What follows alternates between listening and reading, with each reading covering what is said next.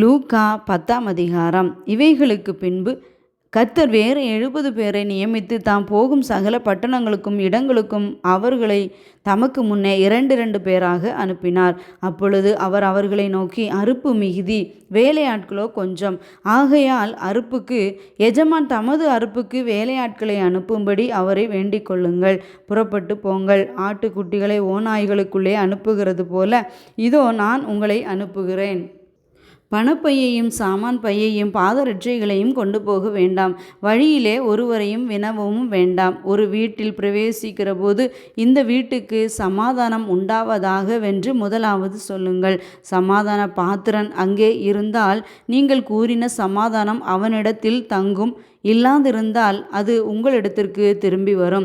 அந்த வீட்டிலே தானே நீங்கள் தங்கி இருந்து அவர்கள் கொடுக்கிறவைகளை புசித்து குடியுங்கள். வேலையால் தன் கூலிக்கு பாத்திரனாய் இருக்கிறான். வீட்டுக்கு வீடு போகாதிருங்கள்.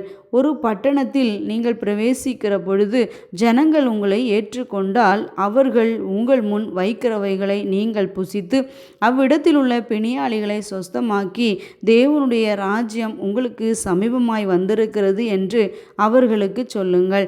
யாதொரு பட்டணத்தில் நீங்கள் பிரவேசிக்கிற பொழுது ஜனங்கள் உங்களை ஏற்றுக்கொள்ளாவிட்டால் அதன் வீதிகளிலே நீங்கள் போய் எங்களில் ஒட்டின உங்கள் பட்டணத்தின் தூசியையும் உங்களுக்கு விரோதமாய் துடைத்து போடுகிறோம். ஆயினும் தேவனுடைய ராஜ்யம் உங்களுக்கு சமீபமாய் வந்திருக்கிறது என்பதை அறிந்து கொள்வீர்களாக என்று சொல்லுங்கள். அந்த பட்டணத்திற்கு நேரிடுவதை பார்க்கிலும் அந்த நாளிலே சோதோம் நாட்டிற்கு நேரிடுவது லகுவாயிருக்கும் என்று உங்களுக்கு சொல்லுகிறேன். கோராசீன் பட்டணமே உனக்கு ஐயோ! பெத்சாய்தா பட்டணமே உனக்கு ஐயோ! உங்களில் செய்யப்பட்ட பலத்த செய்கைகள் தீருவிலும் சீதோனிலும் செய்யப்பட்டிருந்ததானால் அப்பொழுதே ரெட்டு உடுத்தி சாம்பலில் உட்கார்ந்து மனந்திரும்பியிருப்பார்கள். நியாய தீர்ப்பு நாளில் உங்களுக்கு நேரிடுவதை பார்க்கிலும் தீருவுக்கும் சீதோனுக்கும் நேரிடுவது லகுவாயிருக்கும். வான பரியந்தம் உயர்த்தப்பட்ட கப்பர்நகூமே, நீ பாதாள பரியந்தம் தாழ்த்தப்படுவாய் என்று சொல்லி சீஷரை நோக்கி, உங்களுக்கு செவி கொடுக்கிறவன் எனக்கு செவி கொடுக்கிறான். உங்களை அசட்டை பண்ணுகிறவன் என்னை அசட்டை பண்ணுகிறான். என்னை அசட்டை பண்ணுகிறவன் என்னை அனுப்பினவரை அசட்டை பண்ணுகிறான் என்றார்.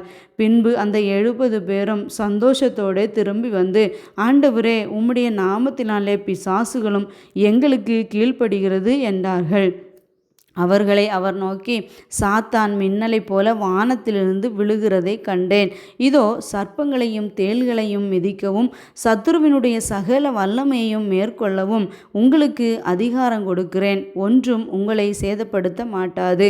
ஆகிலும் ஆவிகள் உங்களுக்கு கீழ்ப்படுகிறதற்காக நீங்கள் சந்தோஷப்படாமல் உங்கள் நாமங்கள் பரலோகத்தில் எழுதியிருக்கிறதற்காக சந்தோஷப்படுங்கள் என்றார்.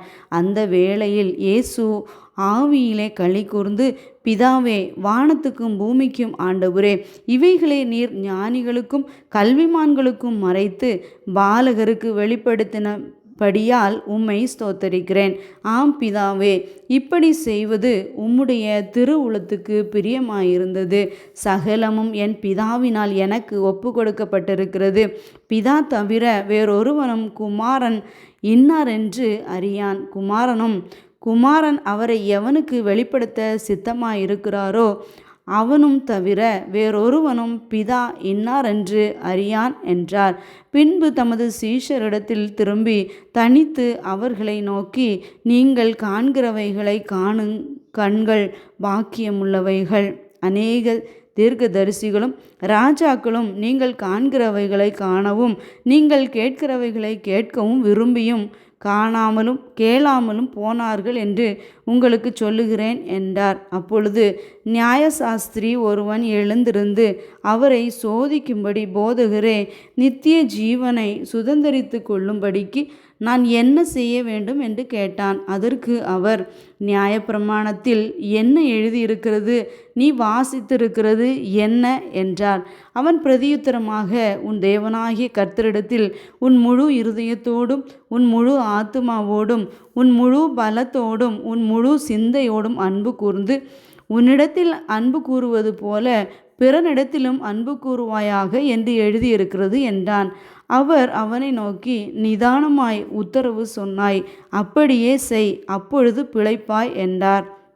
அவன் தன்னை நீதிமான் என்று காண்பிக்க மனதாய் இயேசுவை நோக்கி, எனக்கு பிறன் யார் என்று கேட்டான்.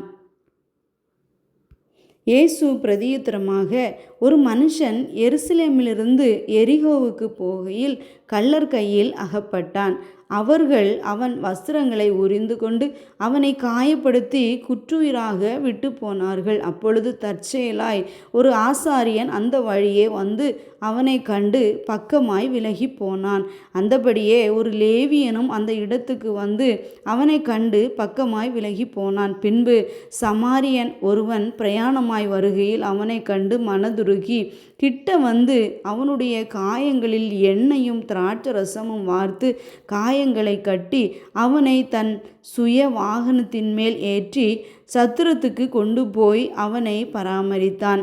மறுநாளிலே தான் புறப்படும் போது 2 பணத்தை எடுத்து சத்திரத்தான் கையில் கொடுத்து, நீ இவனை விசாரித்துக்கொள், அதிகமாய் ஏதாகிலும் இவனுக்காக செலவழித்தால் நான் திரும்பி வரும்போது அதை உனக்கு தருவேன் என்றான். இப்படி இருக்க கள்ளர் கையில் அகப்பட்டவனுக்கு இந்த 3 பேரில் எவன் பிறனாயிருந்தான் உனக்கு எப்படி தோன்றுகிறது என்றார்.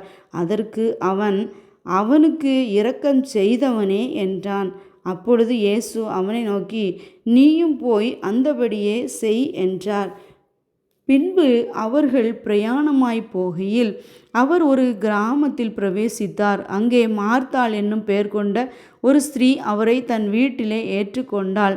அவளுக்கு மரியாள் என்னப்பட்ட ஒரு சகோதரி இருந்தாள். அவள் இயேசுவின் பாதத்தருகே உட்கார்ந்து அவருடைய வசனத்தை கேட்டுக்கொண்டிருந்தாள். மார்த்தாளோ பற்பல வேலைகளை செய்வதில் மிகவும் வருத்தமடைந்து அவரிடத்தில் வந்து, ஆண்டவரே, நான் தனியே வேலை செய்யும்படி என் சகோதரி என்னை விட்டு வந்திருக்கிறதை குறித்து உமக்கு கவலை இல்லையா? எனக்கு உதவி செய்யும்படி அவளுக்கு சொல்லும் என்றாள்.